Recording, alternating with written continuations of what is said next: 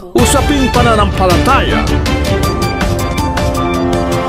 Ang pangangaral ng mga pastor sa Pilipinas. Ang tanong, katotohanan ba?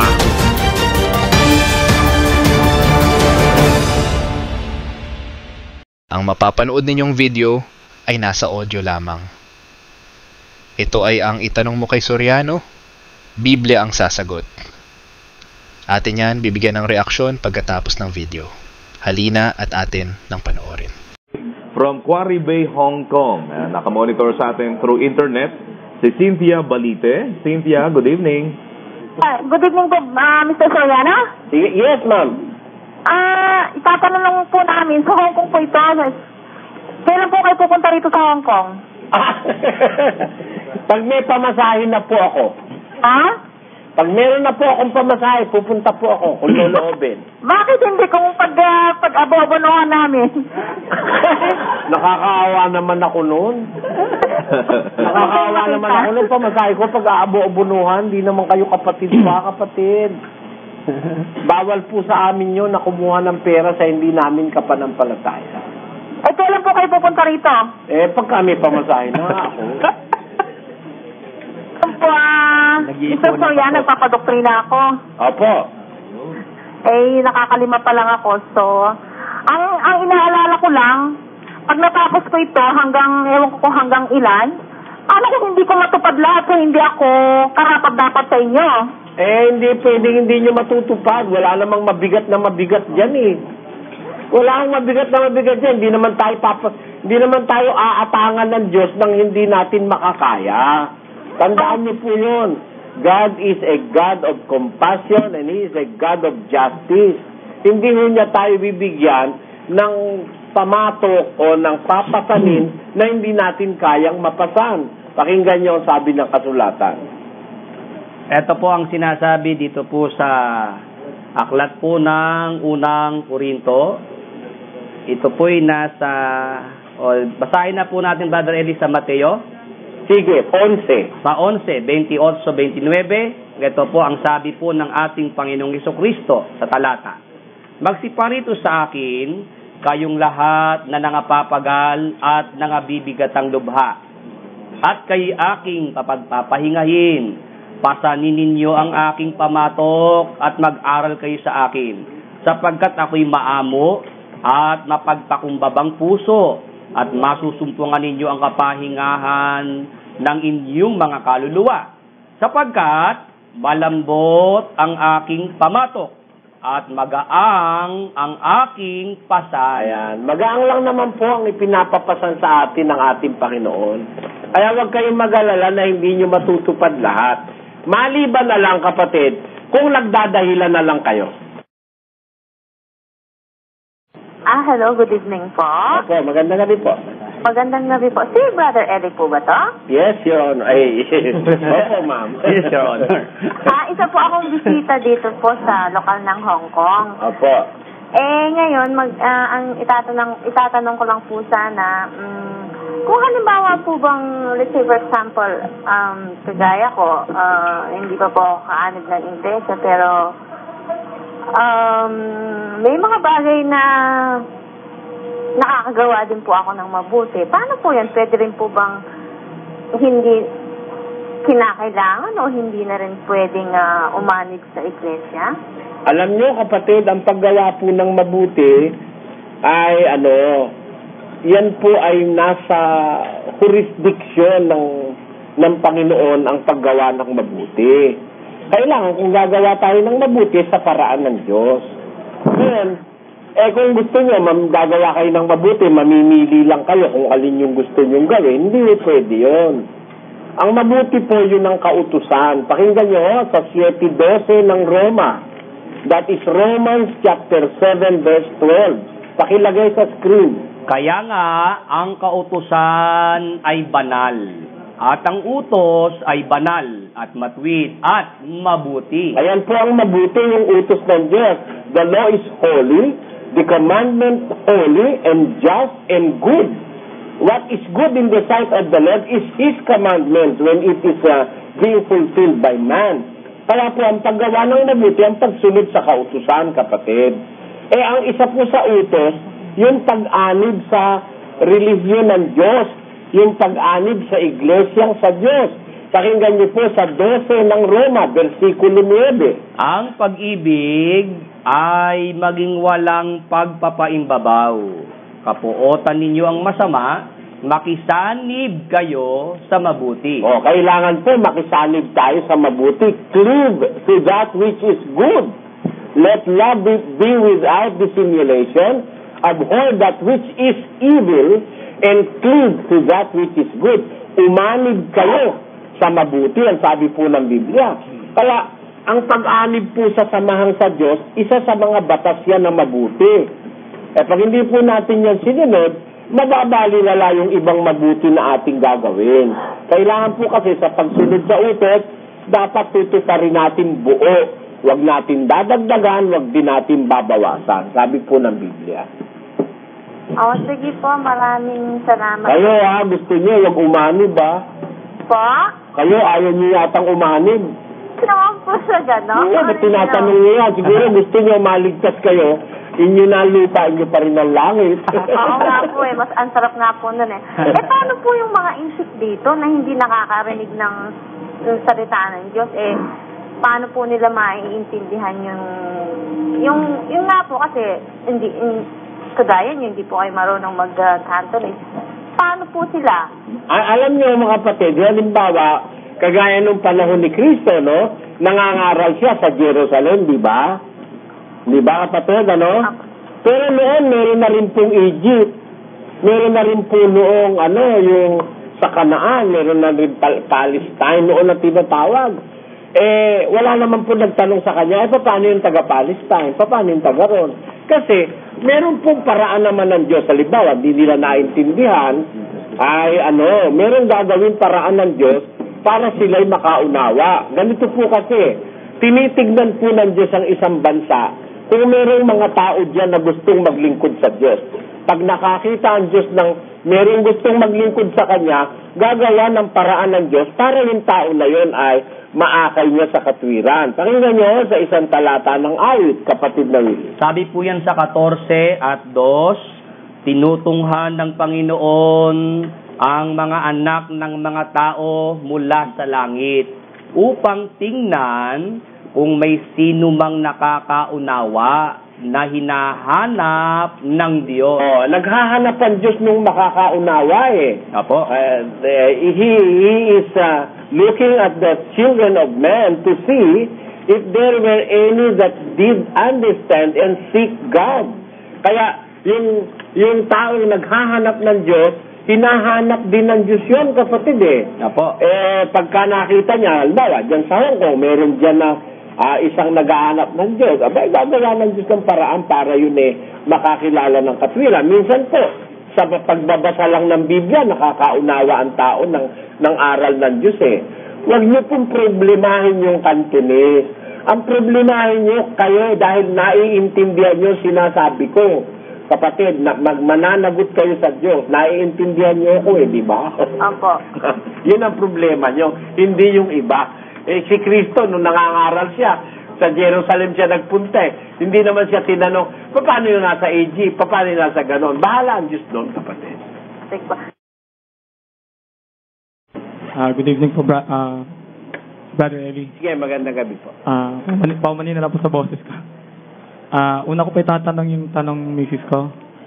Sino po ba ang nagsasalita at tinutukoy na Alpha at Omega sa Apokalipsis 21, 5 hanggang 7? Ang ating Panginoong Jesus yata yung nakasulat doon. Pakibasa mo nga, kapatid na Willie. Ganito po, sinasabi dito po sa 22 at 6 kapatid ng Apokalipsis o sa 13. Ako ang Alpha at ang Omega, at ang una at ang huli, ang pasimula at ang wakas. Si Kristo yung tinutukoy dyan kapatid. Alin ba yung talatang binibigay mo? 21 po, 5 hanggang 7. 21:5. At yaong nakaluklok sa luklukan ay nagsabi, narito, ginagawa kong bago ang lahat ng mga bagay. At sinabi niya, isulat mo, sapagkat ang mga salitang ito ay tapat at tunay. At sinabi niya sa akin, nagawa na. Ako ang Alpha at ang Omega, ang pasimula at ang wakas. Ang nauuhaw ay aking paiinuming walang bayad sa Ayan. bukal. Ang nagsasalita naman dyan ay ang Ama, sapagkat ang sabi dyan, yung nakaupo sa luklukan, kapatid na Luz. Opo. Ang Ama ng ating Panginoon Kristo yan. Ngayon, maaaring itanong ng iba, bakit yung Ama ay Alpha at Omega? Bakit yung Anak ay Alpha at Omega? Kasi, pareho sila ng attributes kapatid na Luz. Opo. Yung Ama kasi sa Biblia, tinatawag na ilaw, Ama ng ilaw sa Santiago 1:17, no? Opo. Si Kristo tinatawag ding ilaw. Tamo? Yung Ama nagsabi kay Moises, ako nga. Si Kristo, ginamit niya rin yung ako nga. Bakit maaaring gamitin ni Kristo yon?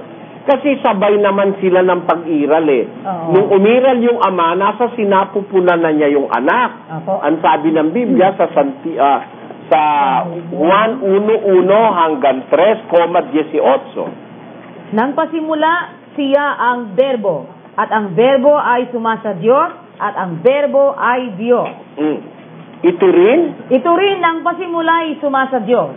Ang lahat ng mga bagay ay ginawa sa pamamagitan niya, at alinman sa lahat ng ginawa ay hindi ginawa kung wala siya. Sa 18. Walang taong nakakita kailanman sa Diyos.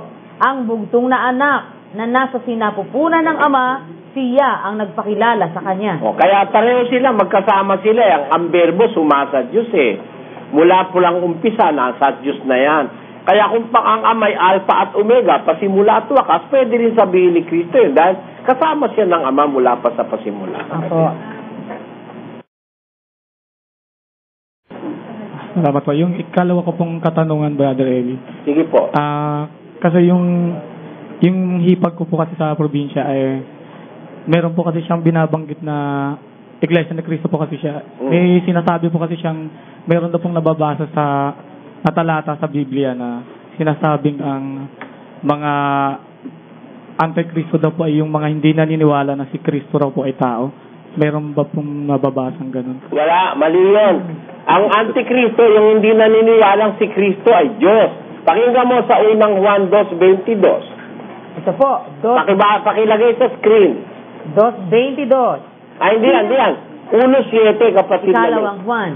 Sapagkat maraming magdaraya na Pakilagay sa ikalawang Juan. Ikalawang Juan 1:7. Sapagkat maraming magdaraya na nangagsilitaw sa sanglibutan. Sa makatwid ay ang mga hindi nangagpapahayag na si Jesucristo ay napariritong nasa laman. Ito ang magdaraya at ang Antikristo. Ayan, ang Antikristo at magdaraya, yung hindi nagpapahayag na si Kristo na paririting nasa laman. Opo. Ibig sabihin, para wag kang maging Antikristo, ipahayag mo na si Jesucristo na paririting nasa laman. Hindi siya laman, Opo. hindi siya tao, na paririto siyang nasa laman. Parang ganito, kapatid, halimbawa, napariyan si kapatid na Josel nasa kotse. Hindi siya kotse. Nasa kotse siya, napariyan siya sa SBL, nasa kotse. Hindi siya kotse. Si Kristo, naparitong nasa laman, hindi siya laman. Opo. Si Espiritu na sumakay sa laman. Di ba? Pag sinabi mo siya laman o tao, ikaw ang Antikristo. Kaya alam mo yung Antikristo sa Pilipinas, ang mga iglesia ni Manalo. Yun ang Antikristo. Tama po yung Brother Eli.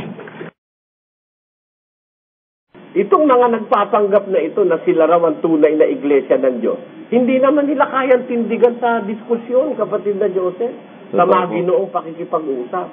At ang tinitindigan nila, nanalo raw sila sa hukuman ng mga tao.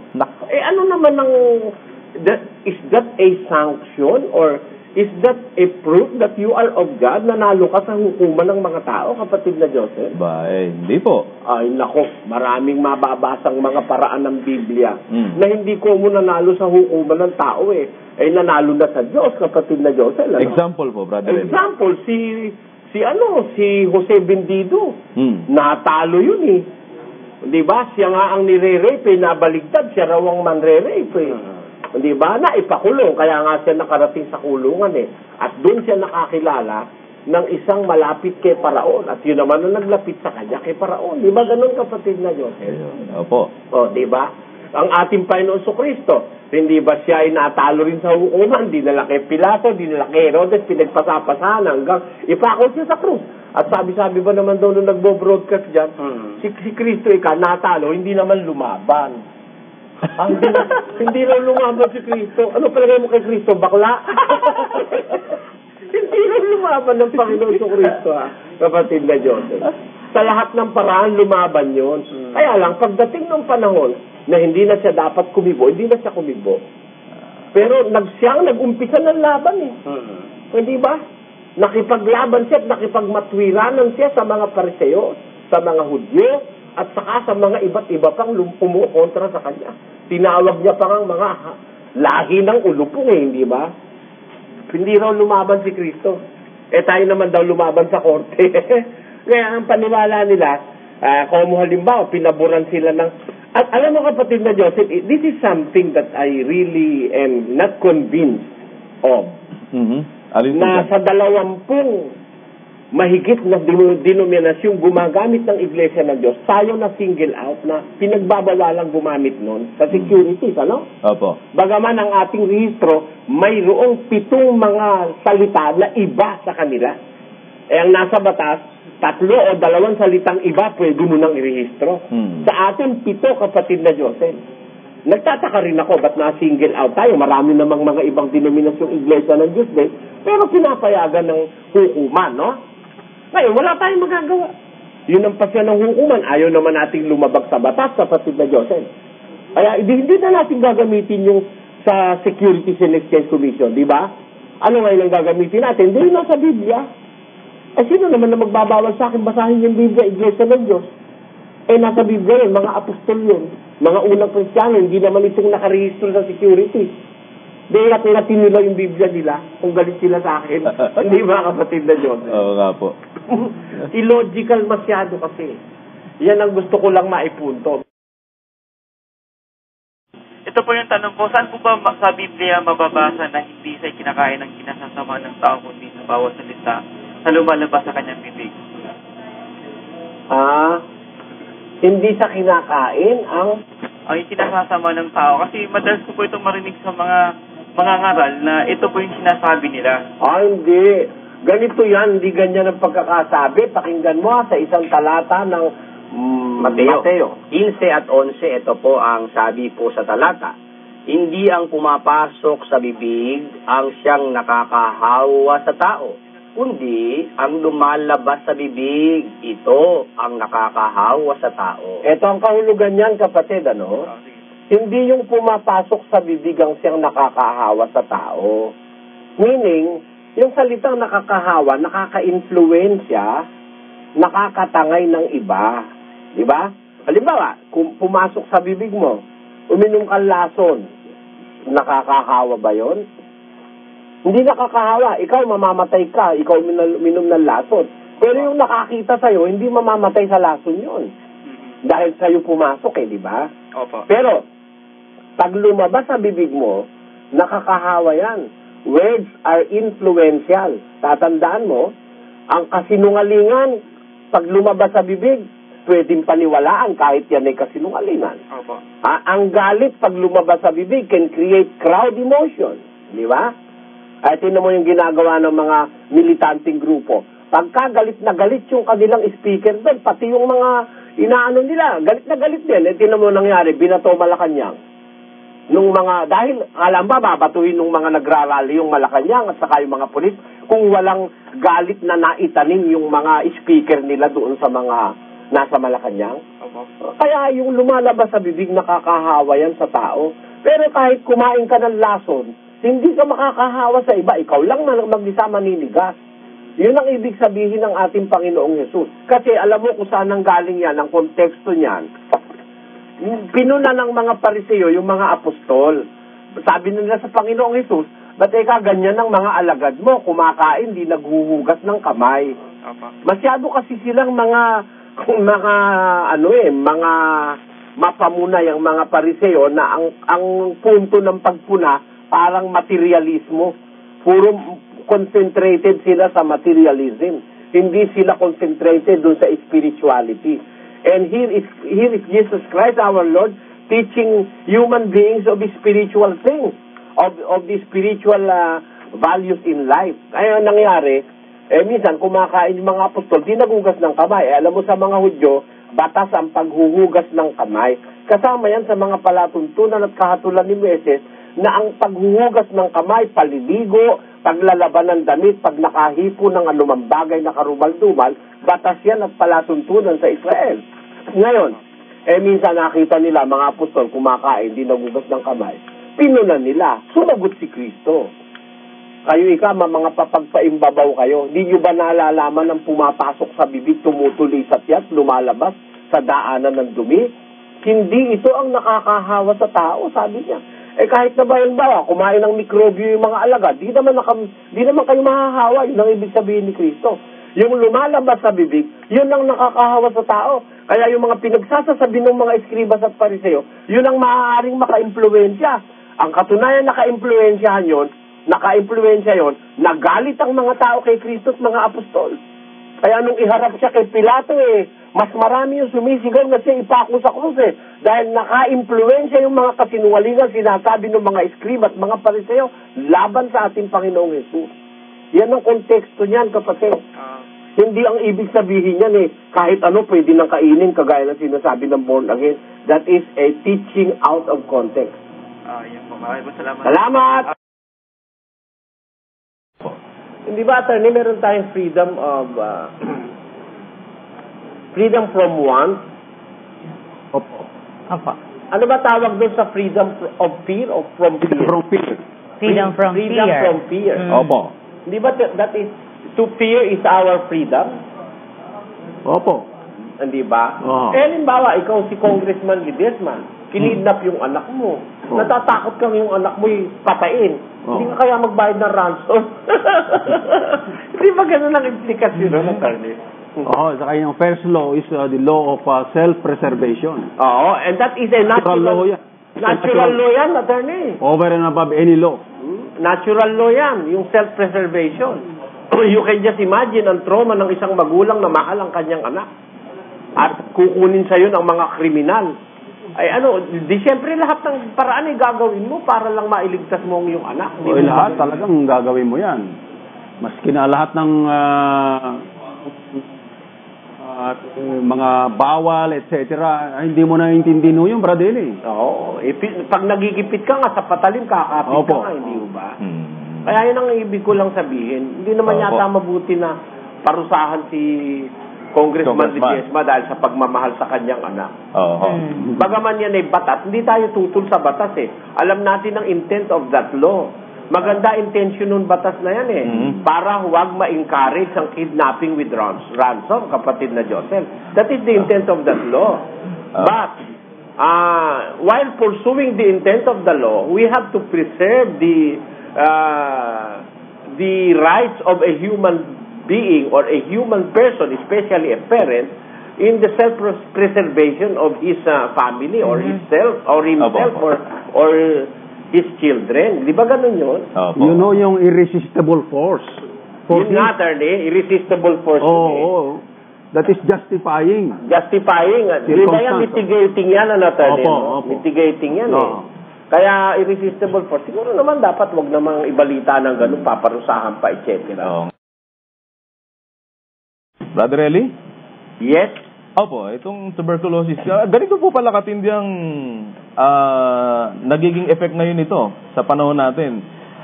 Ito po ba, paano po ba nag-uumpisa ito? Yan, nakukuha yan sa hininga lang nakukuha yan. Contagious po ito. Sa nasisinghot mo. Yung mga may TB, pag dumura, nalagay sa lupa, natutuyo sa alabok, sa alikabok, Pag yung alikabok na yun, naanuhan mo, nasinghot mo rin, it's a possibility. Actually, 97% of Filipinos are infected with tubercle bacilli. Ayon sa mga dalubhasa. Pero meron lang inactive. Ibig sabihin, malakas ang resistensya, hindi nakakapag yung TB, yung TB virus. Ngayon, yung tubercle bacilli, Pero alam mo, yung report ng World Health Organization, totoong ang pinaka niyan yung kahirapan dahil merong mga potent anti-TB drugs ngayon na you don't have to wait for 6 months to cure TB. Dati 6 months yan Minsan taon pa nga binibilang. Pero ngayon 3 months lang, TB can totally be eradicated in a person's system. Kaya lang, nasa consistent na pag-take ng mga anti-TB drugs. Mahal din naman kasi, kapatid na Josel. Pero alam ko ang ating pamahalaan na ibinibigay ng mga libreng gamot para sa mga indigent patients. Minsan, nasa kapabayaan na rin kuminsan kasi ng iba yan Sana ang mga may TB, wag kakain sa kinakainan ng, yung kinakainan nila, wag ipagagamit sa iba. Hindi kasi basta naaalis ng sabon yan yung mikrobyo ng TB, kapatid na Josel.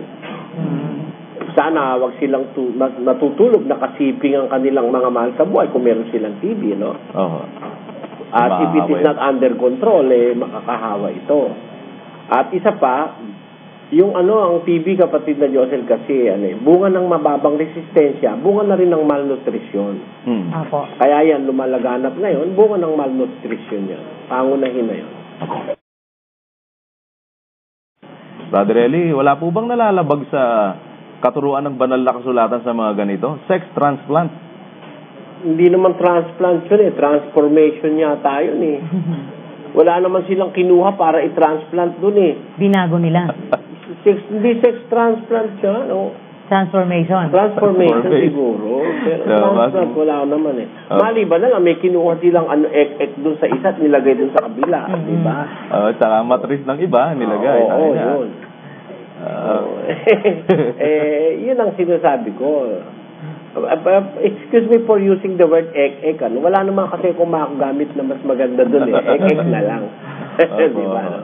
Ngayon, ang spelling nun, ek. Ngayon, ang masasabi ko, kapatid na Josel, kung sa Biblia ang pag-uusapan, hindi tayo binibigyan ng Diyos ng kalayaan na baguhin ang ating katauhan Pinanganak ang babae, babae ka. Pinanganak ang lalaki, lalaki ka. Pinanganak ang bading, bading ka. Di ba? Hindi mo naman mababago yun kapatid na Josel. It is a natural occurrence. Maaaring tinatawag yan sometimes na natural an accident in nature, no? Yung pagiging bading, yung pagiging tomboy, accident in nature ang tawag nila dyan Pero whatever people call it or whatever people may call it, ang masasabi ko, it remains na yung tao ay human being pa rin. Human being pa rin yun. Kaya bading, kaya yan siya siya'y tao pa rin na merong rights, dapat igalang, dapat kilalanin. Hindi kagaya sa kultura natin, pagka medyo iba na ang kilos mo at tampulang ka na ng mga pagtuya, yung mga tomboy, yung mga bading, tampulan na ng mga panunukso, ngayon, panghamak ng lipunan, gano'n. Sa Biblia, kung mabubuhay ka sa lipunang Kristiyano, pare-pareho lang ang tao, kahit ano pang kalagayan sa buhay, so long na sumusunod siya sa kautusan ng Diyos. Ano po nakikita yung danger o risk sa mga nagpapagano na nagpapatransform? Mahirap yan, kapatid na Josel. Kailangan yung sinasabi mo, mayroon silang habang buhay na hormonal therapy. Kasi pag hindi sila nag-therapy, magkakabalahibo rin yung binti niyang bata na yan. Magkakabigote at magkakabalbas yan. Para iwasan yan, lalagyan sila ng female hormones para wag silang magkabalbas, wag silang magkabalahibo sa binti, o kaya magkabigote. Ay ba, pagka wala kang pera meron akong kilalang nagpaganyan May kilala ako nagpaganyan, may member tayong ganyan bago siya naanib sa atin, nagpaganyan siya Nagsisisi nga raw siya at ba't siya nakapagpaganon Kaya lang, hindi na niya maibabalik, mahal Mahigit na 3 milyon yung nagastos ng kanyang nobyo para ipaganon siya Nagkataon naman ang nobyo niya, taga Saudi Arabia. Mayaman. Mayaman. Nagustuhan siya. Mga 3 milyon. Ang kanyang kalbari, bumili ng hormones ng hormones. Kasi pagka hindi ka bumili nun, magkakabigoti ka, ang pangit naman yung dibdib mo, yung nakaalsay, may bigoti ka, taka may balabas. Hindi ba, no? Gabi po, Brother Eli. Ganda gabi po. Babautismuhan na po kami bukas eh. Ngayon po, ang tanong ko po kung napatawad kami sa mga kasalanan sa pamamagitan ng bautismo, mapapatawad din po kaya muli kami kung makagawa kami ng kasalanan na hindi namin naiwasan? Alam nyo, yung kasalanan sa mga nagdaang buhay natin nung hindi pa natin kilala ang Panginoon Diyos, pinapatawad yun sa bautismo. Ngayon, pagkatapos ng bautismo, kung magkasala tayo, ay magkaiba na po. Kasi, pag ang nabautismohan, nasaklaw na ng katwiran, ano na po yan? Meron na po yung pintakasi, meron pampalubag loob na sa Diyos. Magkasala man, bunga ng kasalanan, yung kahinaan, yung kabiglaanan, yung kamangmangan, yung hindi mo sinasadya, pinapatawad po ng Panginoon Diyos yun. Pakinggan nyo po sa unang Juan 2:1 hanggang 2 at saka dun sa 1:8 hanggang 9. Pakibasa.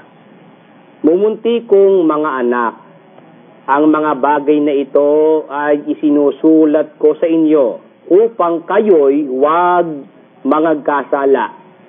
At kung ang sino man ay magkasala, ay may tagapamagitan tayo sa Ama, si Hesukristo ang matuwid. At siya ang pangpalubag loob sa ating mga kasalanan. Ayun, maliwanag yun. Kung magkasala tayo sa loob ng iglesia, meron tayong tagapamagitan sa Diyos, si Hesukristo na matuwid, na siya ang pampalubag loob sa ating mga kasalanan. Kaya po, yung kasalanan ng isang lingkod ng Diyos, yan po napatatawad ng Diyos. Hindi kagaya dun sa labas na parami ng parami. Sa loob, magkasala ka, pinapatawad. Pagka po nagkakatipon ang mga anak ng Diyos sa pagkakatipon sa pagsamba, may pagpapatawad po ang Diyos doon. Pakinggan nyo po sa 2 Kronika 7:14. Ito po ang nakasulat sa talata. Kung ang aking bayan na tinatawag sa pamamagitan ng aking pangalan ay magpakumbaba at dumalangin at hanapin ang aking mukha at talikuran ang kanilang masamang mga lakad, aking ngang didinggin sa langit at ipatatawad ko ang kanilang kasalanan at pagagalingin ko ang kanilang lupain. Ayun, maliwanag yun. Pagka yung bayan ng Diyos nagkakatipon, nananalangin, lumalapit sa Diyos, patatawarin niya ang kanilang mga kasalanan. Kaya wag po kayo mag-alala kung hindi rin lang naman sinasadya at mabibigat na kasalanan, napatatawad po ng Diyos yun. Salamat po. Salamat po. Magandang gabi po, Brother Eli. Magandang gabi po. Ang itatanong ko po, tungkol dito sa oneness of God, yung Father, Son, and Holy Spirit, three in one God. Sa kabilang sekta naman, sa kanila ay yung Father, siya din yung Son. I and the Father are one. Dito sa sa dating daan, paano nyo ito napapaliwanag? Alam nyo kapatid, unang-una, yung salitang oneness, wala sa Biblia yun eh. Yung konsepto ng oneness, wala sa Biblia. Yung ding konsepto ng Trinity o Trinidad, wala rin sa Biblia. Sa Biblia po, merong Ama, may Anak, may Espiritu Santo. Sila po ang bumubuo dun sa tinatawag na Elohim. Yung terminolohiyang Elohim sa sa Hebreo, na isinalin po na Diyos sa Tagalog. Yun po ang Godhead. Ang tawag doon ay Godhead. Ang ibig po sabihin nun, yung kadyosan, yung pagka-Diyos. Ngayon, yung pong Ama, Anak at Espiritu Santo, yan po ay tatlong kapangyarihang gumugobyerno at sumasakop sa buong sanlibutan at sa buong universo, sa langit. Iba po yung Ama sa Anak. Pare-pareho po sila ng pagkakatulad sa kalagayang Diyos, pero hindi po sila iisa na yung Ama yun din ang Anak, yung Anak yun din ang Ama. Hindi po. Iisa sila sa pagiging Diyos. Parang tayo, iisa po tayo sa pagiging tao. Ang kausap ko po, kayo tao kayo, ako naman tao. Ewan ko kung may unggoy dun sa mga nakikinig sa atin, pero tayong magkausap, iisa tayo sa pagiging tao. Pero hindi po tayo magkaisa na parehong ng katawan natin, hindi. Gaya rin naman nung mag-asawa. Yun pong mag-asawa, na lalaki at babae, sa harap ng Diyos, iisa po yan eh. Pero iba yung lalaki, iba yung babae. Pakinggan niyo po sa Mateo 19. Ito po ang mababasa dito po sa 19 at ang talata po ay 5. At sinabi, dahil dito'y iiwan ng lalaki ang kanyang ama at ina at makikisama sa kanyang asawa at ang dalawa ay magiging isang laman. Kaya nga, hindi na sila dalawa, kundi isang laman. Ang pinapagsama nga ng Diyos ay huwag papaghiwalayin ng tao. Ayun, pagka po yung babae at lalaki nagsama bilang mag-asawa, hindi na ika sila dalawa, kundi isa. Ngayon, ang lalaki at babae na mag-asawa, iisa sa paningin ng Diyos. Pero, ang hindi po maiaalis na katotohanan doon, iba yung lalaki, iba yung babae, kahit sila iisa. Ganon din naman yung mga lingkod ng Diyos. Tayo po, kung naglilingkod tayo sa Diyos, pare-pareho tayo ng pananampalataya, iisa rin tayo sa Diyos. Pero iba kayo, iba ako. Pakinggan nyo ho sa 17:11 ng Juan. Ito po ang nakasulat po sa talata, at wala na ako sa sanglibutan. At ang mga ito ay nasa sanglibutan. At ako'y paririyan sa iyo, Amang Banal. Ingatan mo sila sa iyong pangalan. Yaong mga ibinigay mo sa akin, upang sila'y maging isa, na gaya naman natin. Ayun, yung mga lingkod niya, kahit marami, ingatan mo ika sila, Ama, sa iyong pangalan, ang sabi ng ating Panginoon. At upang sila ay maging isa, gaya naman natin. Kasi ang Ama po at saka ang anak, magkaisa. Pero hindi siya rin yung Ama, siya rin yung anak. Gayon din naman yung mga lingkod niya, sila ikay maging isa, marami. Maging isa sila, gaya natin. Parang tayong dalawa, kasi kapag yung kasama nyo dyan, bawa, 6 tayo na lingkod ng Diyos, di tayo iisa. Pero iba-iba po ang ating individual na kalagayan. In our being, in our person, your person is different than my person, but we are considered one if we are serving the Lord. Yun po ang dapat nating maintindihan doon. Ang paniniwalang oneness na itinataguyod ng mga grupo ng born again, malaki pong katangahan sa Biblia yan, na si Kristo raw, yun daw ang Ama, siya pa rin ang Anak, siya pa rin ang Espiritu Santo, ang pangalan daw niya ay Jesus. Yun ay malaking katangahan sa Biblia. Pakinggan nyo ho sa Mateo 3:16. Ito po ang sinasabi po sa 3:16 ng Mateo. At nang mabautismuhan si Jesus, pagdakay umahon sa tubig, at narito, nangabuksan sa kanya ang mga langit, at nakita niya ang Espiritu ng Diyos na bumababang tulad sa isang kalapati at lumalapag sa kanya. 17. At narito ang isang tinig na mula sa mga langit na nagsasabi, ito ang sinisinta kong anak, na siya kong lubos na kinalulugdan. Ayun, maliwanag po yan nung mangyari yan, nung bautismuhan ang ating Panginoong Jesus. Nandun siya po sa ilog ng Jordan. Pagkabautismo niya, nabuksan ng langit, bumababa yung Espiritu Santo, dumadating sa kanya. Di iba yung Espiritu Santo dahil andito si Jesus sa ilog ng Jordan, yung Espiritu Santo naman dumadating, bumababa papunta sa kanya. Tapos, meron nagsalita sa langit. Ito ika ang sinisinta kong anak. Yun yung ama. O yung amay nasa langit. Si Kristo'y nasa ilog ng Jordan. Ang Espiritu Santo naman ay pababa. Magkakaiba. Magkakalayo. Di ba? Para sabihin mo, yun din yung ama. Paano yun ng ama? Siya na nga yung nasa ilog ng Jordan. Yung ama nasa langit. Yan po, malaking kalokohan yan, doktrina ng oneness na yan. Sa lahat ng paraan, kahit sa retorika, kahit sa lohika, kahit sa Biblia, yan po'y mali.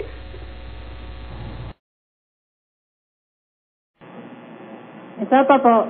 Sige po. Nung Old Testament, yung dugo ay bawal kainin. Sa New Testament po, iwasan naman natin ang dugo. Sabi sa Biblia, 15:19 ng gawa. Pakinggan nyo.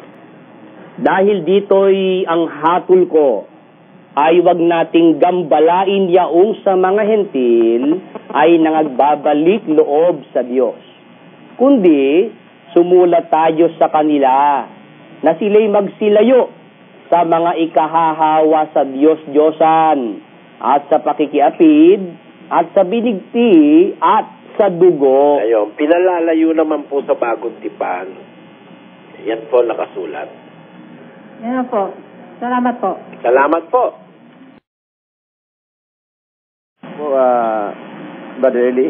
Magandang gabi po. May yung paglilikha ng tao sa ng Diyos sa tao. Yung sinabi niya na gagawin natin siya ng katulad sa atin. Meron ba yun sa Biblia na na parang may kasama siya doon na nagsalita ng ganon na may kasama siya talaga dahil kung mag-isa lang siya, sana sabihin niya na lang, gagawin ko tao. Hindi, may kasama siya, kaya may kausap siya. Sinabi niya, lalangin natin ang tao ayon sa ating larawan, ayon sa ating wangis.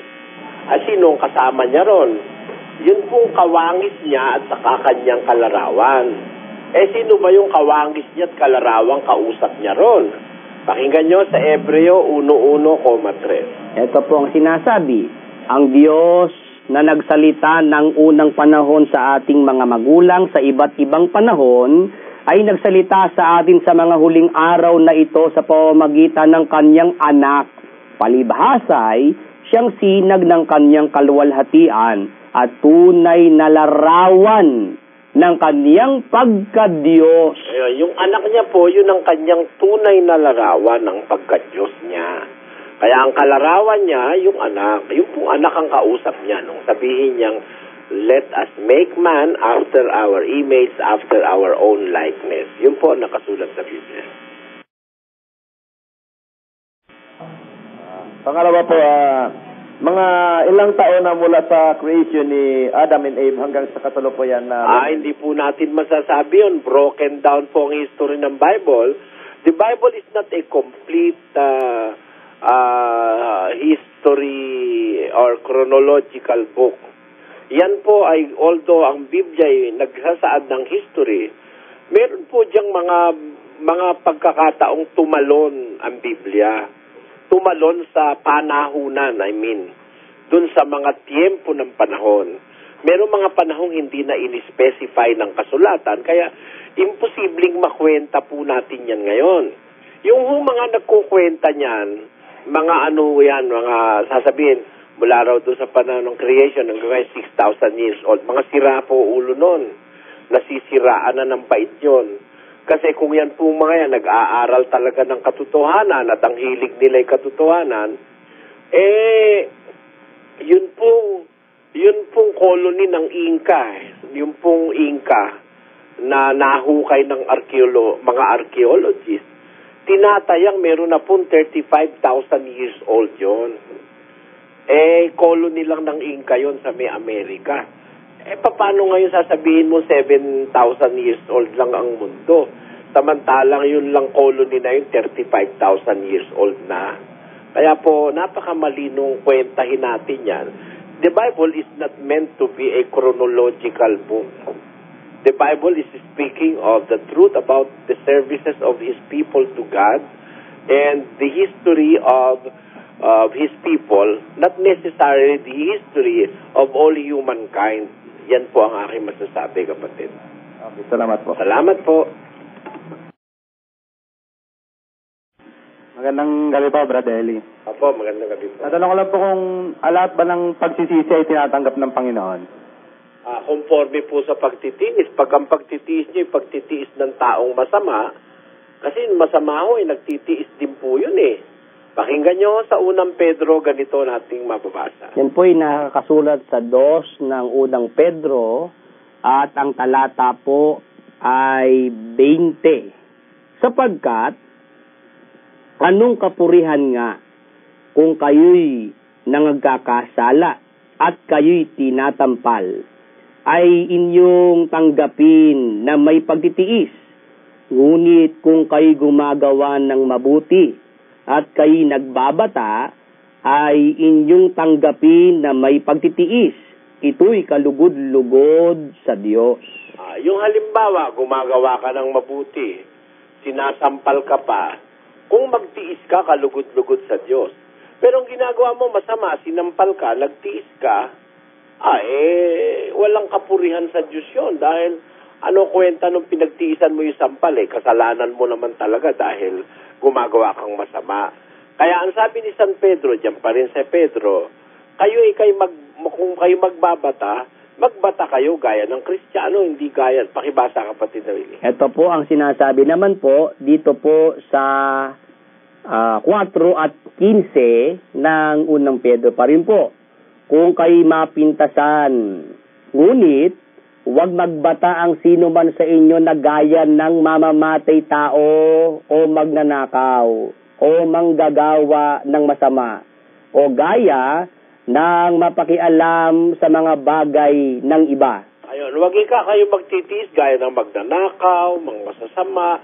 Kasi yung mga magnanakaw po, nagtitiis din yan. Baka nag-aabang yan, kumisan tulog ka, iniintay ka niyang matulog, kahit siya nilalamok dun sa silong, nagtitiis siya para makapagnakaw siya. Ganyan po.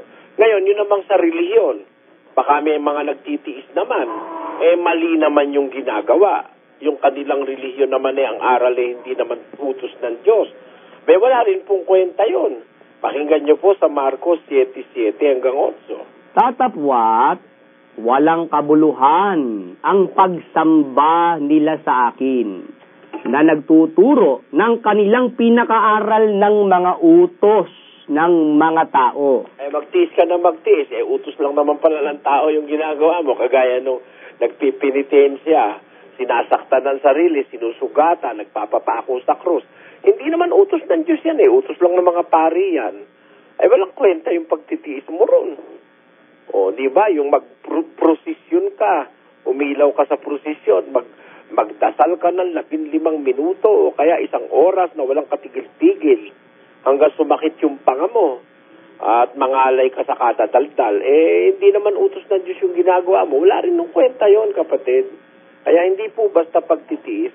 Ang pagtitiis, ginagamit po yan sa pagsunod sa kalooban ng Diyos.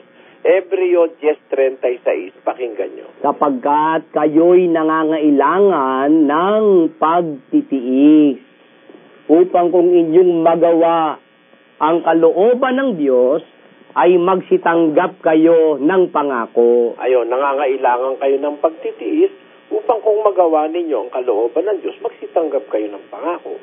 Kaya po ang pagtitiis ginagamit sa pagsunod sa kalooban ng Diyos, kapatid. Bali, yung next question ko po, Brother Eli. Sige po. Yung pagsisisi po ng tao, kung tinatanggap po ng Panginoon. Conforme sa pagsisisi. Pagka ang pagsisisi ay, halimbawa, nakakilala ka na ng Panginoon, nalaman mo na lahat ng aral, natutuhan mo na ang salita ng Diyos, tapos sinadya mo ng sinadyang gumawa ng masama, humiwalay ka pa sa Diyos, magsisi ka man, walang kwenta na. Pakinggan mo sa Hebreo 6:4 at 6. Sapagkat tungkol sa mga minsang naliwanagan at nakalasap ng kaloob ng kalangitan at mga nakabahagi ng Espiritu Santo at nakalasap ng mabuting salita ng Diyos at ng mga kapangyarihan ng panahong darating at saka nahiwalay sa Diyos ay di maaaring baguhin silang muli sa pagsisisi. Ayun, nakakilala ka na ng katwiran. Tapos umiwalay ka sa Diyos, di ka na maaaring baguhin pa ng pagsisisi.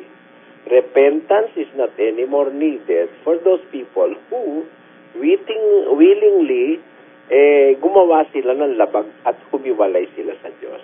Yun po ang sagot dyan, kapatid. Hello? Hello, Brother Eddie. Magandang gabi po. Magandang gabi po. Bale po kung ito po yung tanong ko. Kasi kung lalabin po, punta po kami dyan sa palit. Papabautismo na po kami. Salamat po sa Diyos. Ito na po yung ano. Kasi po, sa napakinggan ko po, yung sa doktrina po, sa may part po ng bautismo, si Kristo po na binautismoan po ni Juan, di ba po? Oo. Tapos, nabanggit po nung manggagawa na sa atin po, di po masyadong pinagdiriwang yung kaarawan sa laman, kundi po sa espiritu. Kaya nga po, di po natin pinagdiriwang yung paniniwalang December 25, na kaarawan daw po ni Kristo. Tapos, ito po yung tanong ko, mayroon po bang nakasulat sa Bible na kung kailan po nabautisman si Kristo? Kailan? Kailan po nabautisman si Kristo? Walang sinasabi ang Bibliang eksaktong petsa ng kanyang pagkabautismo. Wala rin eksaktong petsa ng kanyang pagkapanganak sa laman. Alam mo kasi kung bakit kapatid, no? Kasi ano yan Diyos na nagkatawang tao yan Hindi siya under time. Wala siya sa ilalim ng panahon. Siya ay nasa ibabaw ng panahon. Kaya sa Biblia, hindi siya pinaglalagyan ng petsa ng kapanganakan, petsa ng pagkabautismo, petsa ng pagkamatay. May nakalagay na panahon, araw, pero hindi nakalagay yung tiyak na petsa, kapatid. Magandang gabi po, Brother Eli. Magandang gabi po. Ang itatanong ko lang po sapagkat mayroong isang kapatiran nyo na napapakinggan ko minsan, hindi daw yung masama yung pagmumura po. Ang pagmumura po, masama yan, kapatid. Lalo na, mumurahin mo yung kapwa mo tao, wala namang ginagawang masama sa'yo. At ano po ba narinig nyo? Opo. Gusto ko lang po na... Hello, ano po yung narinig sa Bible nyo? yung... Alin po yung narinig nyo, kapatid? Kasi minsan po, nagbukas ako ng TV, mayroon akong naririnig na pagmumura sa kapwa po. Sapagkat nababasa ko sa Bible na hindi ko malaman kung saan na talata na yung isang tao na tinanggap si Kristo ay isang ng bagong nilalang at wala na po ang dating lumang buhay. Katulad po ng pagsasalita na hindi maganda po. Ibig nyo sabihin, pagka-Kristiyano na, hindi na nagsasalita ng hindi maganda. Opo. Ay, mali po yung paniniwala nyo, kapatid. Ang Kristiyano po, nagsasalita rin ng hindi maganda, ukol dun sa taong gumagawa ng hindi maganda. Yun ho bang magnanakaw maganda ho ba yun? Hindi. Hindi. Bakit si San Juan, sinabi niya si Judas magnanakaw? Kung ang gagawin niya, hindi siya magsasalita ng hindi maganda, sasabihin niya, si Judas, ang bait-bait niyan. Gaganon siya. Manloloko siya. Masama po yun. Yung masama sasabihin mo, mabuti. Masama po sa Diyos yun. Pakinggan nyo. Sabi po sa 24:24 ng Kawikaan, siyang nagsasabi sa masama, ikaw ay matuwid, susumpain siya. Nakita nyo. Kasumpa-sumpa po yung sasabihin mo yung masama, matuwid Kaya yung masama, halimbawa, meron kang anak, kapatid, nagpatutot. Halimbawa, sinabi ko, yung anak mo patutot. Masama yun, di ba? Di ba masama yung kapatid? Opo. Pero muna, di pa ako tapos. Pinaparatangan mo kasi kung nagmumura, tapusin mo ko, maintindihan mo ang punto ko. Halimbawa, yung anak mo pumasok ng pokpok. Halimbawa lang, hindi ko naman sinasabi yun, ano? O kaya, anak ni kapatid na Sani, pumasok ng pokpok. Sabi ko ngayon, kapatid na Sani, anak mo, pokpok, patutot. Nagmumura ba ako noon? Sinasabi ko lang na yung anak niya patutot. Kasi totoo naman patutot eh. Ang masama, yung babaeng malinis, sabihin mong patutot. Yun ang hindi tama. Pero, yung talagang patutot siya, sinabi mo siyang prostitute o patutot, hindi masama yun. Ginagamit mo lang yung salita na ukol sa kanya. Halimbawa, pastor, manluloko. Walang malay sa Biblia. Sabi ko, tanga. O ano ngayon, masama ba yun? Pagmumura ba yun? Tanga nga talaga eh. Kaya nga tanga, nililigaw yung tao. Hindi alam yung Biblia. Nagtuturo, di alam tinuturo niya. O, di ba? Hindi pagmumura yun. Halimbawa, sinabi ko, tarantado yung pastor mo. Nagmumura ba ako? Ang kahulugan ng tarantado, tignan mo sa diksyonaryo, eto nakasulat. Pakilagay sa screen. Ito po ang sinasabi ng UP Diksionaryong Filipino. Ang tarantado, ganito po ang kahulugan. Number 1, walang prinsipyo o pag-aatubiling moral. Number 2, may masamang gawain o pag-aasal. Ayun, hindi pagmumura yun. Pag sinabi mo ang isang tao ay tarantado, ibig sabihin wala siyang prinsipyo. Tangayin siya. Madali siyang malito. Madali siyang mataranta. Tapos, isang taong may masamang gawain, yun ang kahulugan ng tarantado. Kaya pag sinabi ko, halimbawa, tarantado yung pastor na nanloloko sa kapwa, hindi pagmumura yun, nagsasabi lang ako ng totoo. Ganun yun, kapatid. Kapatid na Eli, mayroon pa akong pangalawang tanong. Sige po. Kasi mayroong isang tao, sarado siyang Katoliko, bali tinanggap na si Kristo. Kasi yung lumang buhay niya po, bali isa siyang lahat na besyo natitikman na, ngunit tinanggap na si Kristo, nawala na yung dati ng buhay, yung lumang buhay niya. Bali isa na siyang binago ni Kristo. At saka, bali yung mga kaibigan niya po, nagugulat na lang minsan na ano ang sikreto sapagkat siya ay binago ng Panginoon at wala na siya po sa lumang buhay. Paano ka gagayahin ng isang kapwa mo kung nandoon ka pa rin sa lumang buhay? Alam mo, kapatid, ang lumang buhay, hindi naman binabago lahat yung lumang buhay eh. Merong bagay na hindi mo na mababago sa buhay. Tandaan mo yon. Alam mo kung ano ba ang binabago? Pakinggan mo sa Efeso, sa 4. Ito po ang mababasa sa 4 at ang talata po ay 23 patuloy. Ganito po ang nakasulat sa talata. 22 po muna natin umpisahan. Doon na lang sa at kayo'y magbago. At kayo'y magbago sa espiritu ng inyong pag-iisip. At kayo'y magbihis. At kayo'y magbihis ng bagong pagkatao na ayon sa Diyos ay nilalang sa katuwiran at sa kabanalan ng katotohanan. Ayun, maliwanag dyan, magbabago tayo sa espiritu ng ating pag-iisip. Yun ang dapat pangunahing mabago, yung nasa loob, yung espiritu ng pag-iisip. At tapos magbibihis ng isang bagong pagkatao na ayon sa Diyos ay nilalang sa katuwiran at sa kabanalan at sa katotohanan. Tignan mo, ang pagbabago, dapat you are clothed with the truth. You are equipped with the truth. Ikaw ay binihisan ng katotohanan, yun ang pagbabago. Kaya ako, ang gusto ko katotohanan. Kaya pag manluloko ka, pastor ka, halimbawa, manluloko ka, sasabihin ko, manluloko ka. Yun ang pruwebang nagbago na ako dahil marunong na ako magsalita ng totoo kahit kagalitan ako ng mga tanga. O, diba? Yun. Maraming salamat po. Salamat. Ang susunod po, si kapatid na Charles Dumplin, isa pong born again. Magandang gabi po, Brother Eddie. Maganda pa po kayo sa gabi. Sige.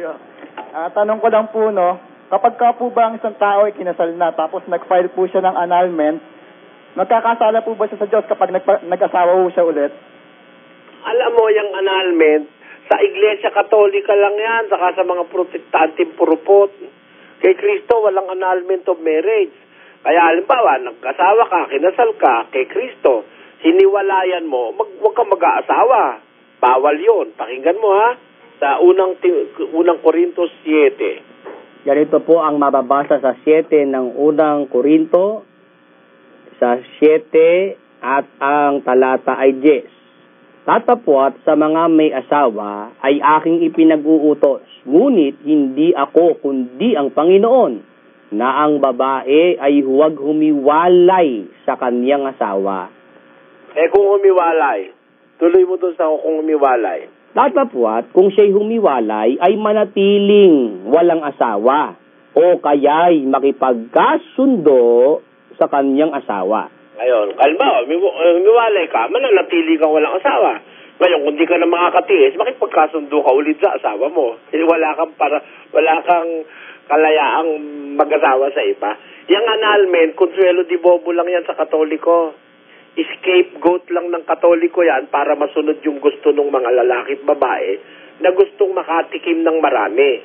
Tinan mo dyan, yung mga karamihang artista, iba-ibang putahe gustong matikman, kaya annulment ng annulment. Mababalitaan mo, 3 taon, annulment. Pagkatapos ng annulment, di naman nagkasundo. Hindi ko naman kailangan ikwento yan, magagalit na lang yung mga artista sa akin. Pero miyembro ng Oasis yan. Reaction ko, tungkol sa bautismo, nakakapaglinis daw ng kasalanan, ay hindi totoo. Ang nakakapaglinis ng kasalanan ay ang pagsampalataya sa Panginoong Hesus. Dahil ang dugo ni Hesus ang tunay na nakapaglilinis sa ikapagpapatawad ng ating mga kasalanan. Kaya, ang bautismo ay pagpapakita ng pananampalataya na namatay na tayo kasama ni Kristo sa krus at nilibing at muling binuhay ng Diyos sa pagbabago ng ating pagkatao. Kung ang pagbabatayan ay history ng mga nanahan dito sa lupa, ay mahirap matukoy yan. Sa mga discoveries kasi, ay marami ng mga natagpuan na mga remains ng nakalipas, gaya ng dinosaurs. At absent ang Biblia sa kaalaman ng mga dinosaurs. At wala ring dinosaurs na isinakakay sa barko ni Noe. Kaya, ang nasusulat mula sa Genesis 1:2 hanggang Genesis 1:31 ay recreation. Muling pagsasauli ng Diyos sa mundo sa pamamagitan ng bahang gunaw sa Genesis 1:2 nang nakalubog ang mundo sa tubig. Hindi ito gaya ng pagbaha sa panahon ni Noe. Maraming salamat sa panonood. Kung nagustuhan ninyo ang bago kong upload, please like, share, and comment. At kung hindi ka pa nagsasubscribe, ay mag-subscribe ka na upang lagi kang ma-notify ng YouTube sa mga bago kong upload.